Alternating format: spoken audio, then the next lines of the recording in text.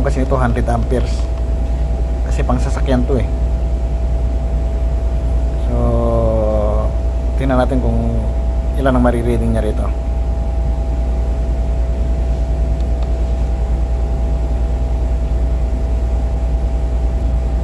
So ayan, so nakalagay rito replace kasi nga maliit yung battery, kumbaga hindi niya kayang i-start yung sasakyan. 18% lang.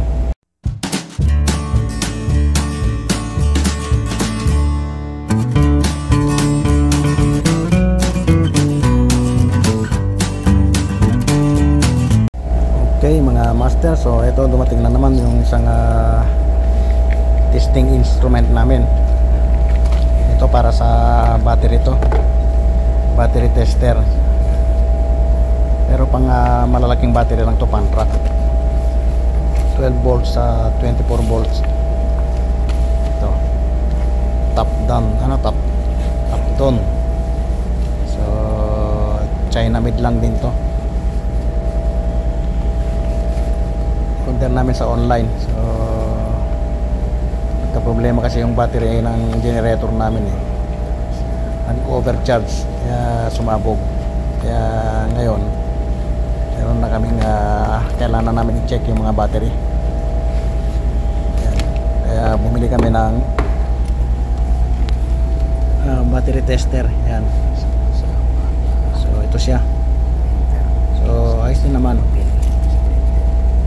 Meron siyang mga spare ito. Ayan. Meron din siyang printer. Ayan. May dalawang papel na kasama. USB cable. Ayan yung USB cable niya for upgrade kung gusto mo i-upgrade.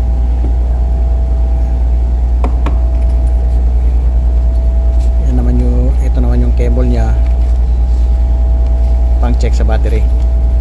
Ginamitan siya ng 15 pin DB connector. Ayan, 15 pin DB connector yan. Okay, so testing natin. Kuha ko ng battery at testing natin na master. Yan. Ganyan lang yan. Nasaksak lang sa likod.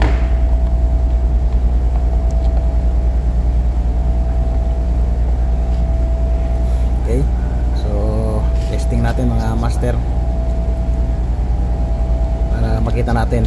Sa maliit na battery lang muna natin testing. Okay. So i-try lang muna natin dito sa maliit na battery. Check natin. Wala lang kasi ito 12 volts. 12 volts 36 watts. Ilang kwanto, ilang ampere hours to? Mga siguro 7 lang to, parang ganon. So i-try natin dito.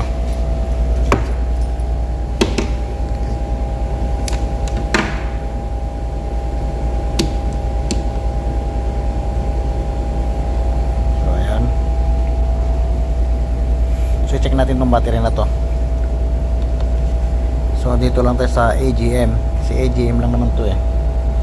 Ito yung absorbed glass mat na battery, yung kwanto maintenance free, lead acid battery pero maintenance free yan. So dito natin testing AGM. Yan, enter. Tapos IEC tayo, standard lang tayo.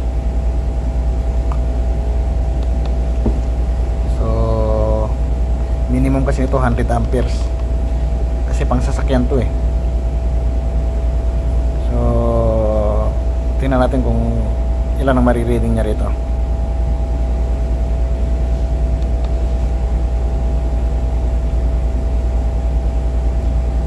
So ayan, so nakalagay rito replace kasi nga maliit yung battery, kumbaga hindi niya kayang i-start yung sasakyan.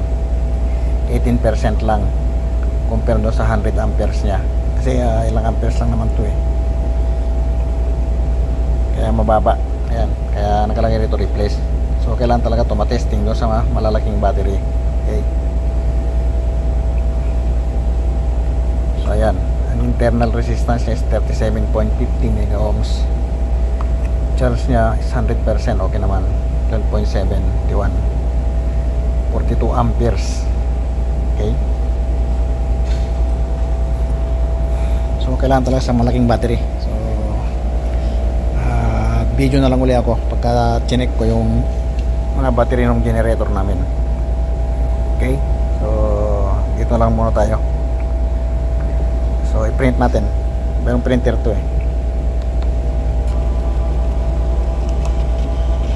Yan. Okay. So ganun lang. Chinek lang natin.